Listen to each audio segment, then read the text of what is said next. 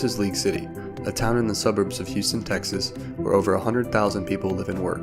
With more than 30 unique historic buildings, over 7,000 different businesses, 29 schools, and 53 square miles of distinct land, League City is a thriving and continuously growing hub.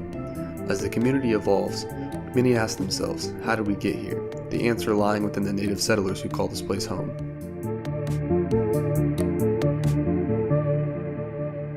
Native Americans have been living in the Gulf Coast region of Texas for thousands of years prior to Spanish missionaries and early European settlement. In fact, near Clear Creek, artifacts were found ranging from the year 9000 to 8000 BC. The last known natives to live in the area were the Akakisa tribes. Their name was thought to mean river people, and by the beginning of the 19th century, they conquered horses, allowing them to trade with Eastern French settlers. Sadly, many of the natives died from disease that Europeans carried as a result of westward expansion. As many Texans know, Stephen F. Austin was the first proprietor of Texas settlements starting in the early 1820s.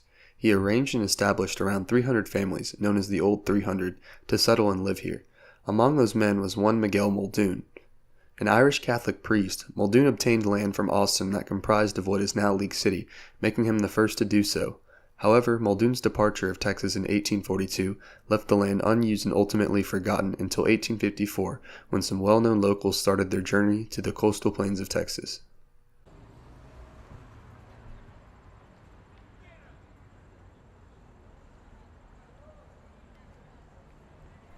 A small band of tight-knit families, the Butlers, Cowards, and Perkins, had their sights set out on land staked by members of the Coward family that just so happened to be along the banks of Clear Creek. Their goal was to establish a sufficient location for their cattle ranching business in Texas. As they traveled, they brought 75 slaves among the three families and settled around three freshwater streams, now known as Chigger, Coward, and Magnolia Creek. Of the Butler family was one George Washington Butler. Only 9 years old when the families migrated, he grew up along the Chigger Creek with his two brothers Richard and Green Washington. As a teenager, Butler left to join the Confederate Army during the Civil War. The war temporarily halted the cattle industry in Texas, but Butler returned during Reconstruction, business grew, and Clear Creek became known as a significant hub for cattle transportation. Over the many years, the Butler name and brand came to prominence, establishing the first major business in what is now League City. Butler also created a mailing post on the railroad tracks near his Clear Creek home that led to some families settling nearby. He was elected Galveston County Commissioner in the late 19th century and served as a postmaster for the small community. During this time, Butler had persuaded wealthy businessman John Charles League to buy a portion of land on the east side of the Galveston, Houston, and Henderson railroad track that ran through the center of town, unknowingly sparking a 6-year feud between the citizens of Clear Creek.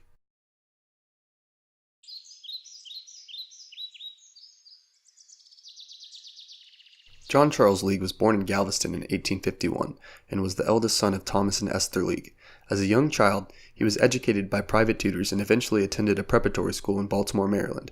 When League graduated, he decided to continue his studies in Europe, arriving back to Galveston in 1872. Upon returning, League obtained his father's estate after his passing while he was abroad.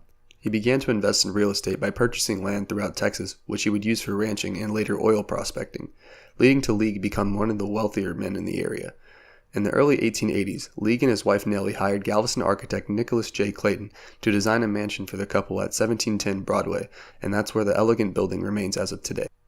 Although League was a resident in Galveston, he was still committed to the growth and prosperity of the new town named in his honor. League was responsible for the oversight of many roads within and leading into the town. He had also designated certain areas for the development of public parks, one of them being the well-known League Park. Situated just east of the infamous railroad tracks, the park is now home to the Parks Administration's offices and holds multiple attractions for kids and adults alike. League also contributed to the development of schools in League City. In 1894, he established the first school in the town, the Clear Creek Schoolhouse, which was soon destroyed by the catastrophic 1900 storm. The school was quickly rebuilt into the Little Green Schoolhouse and was active until 1980, when it was torn down because major repainting and repairs were needed to continue its use. However, the League City Historical Society opted to revitalize the history of the 20th century schoolhouse with the addition of the West Bay Common School Museum.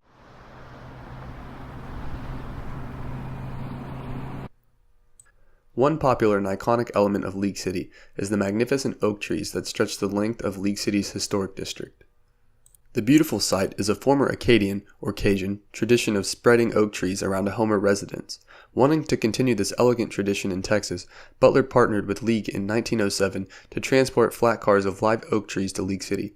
Of the 3 flat cars that brought the oak trees to town, 2 were reserved for the residents to plant.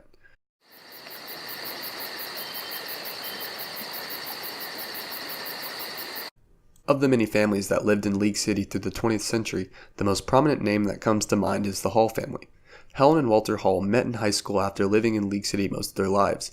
The couple became high school sweethearts, marrying in 1927 and established themselves as permanent residents of the city. Walter began working as a teller for the Citizens State Bank in League City, which at the time occupied the Butler Building created by George Washington Butler.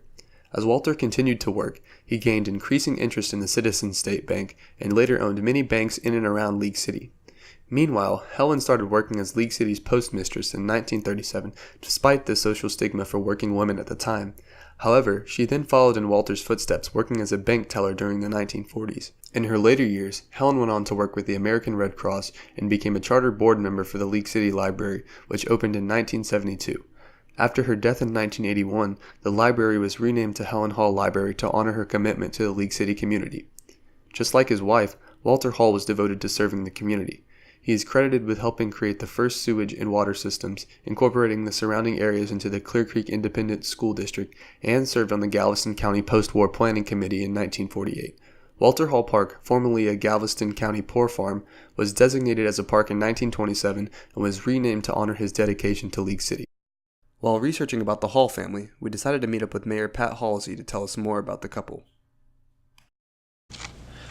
My name's Pat Halsey. I'm the mayor of League City. This is my second go-round at being mayor. I was mayor in 1994 and 95. Walter Hall and his family were fascinating people. I didn't meet Mr. Hall until he was in his 70s.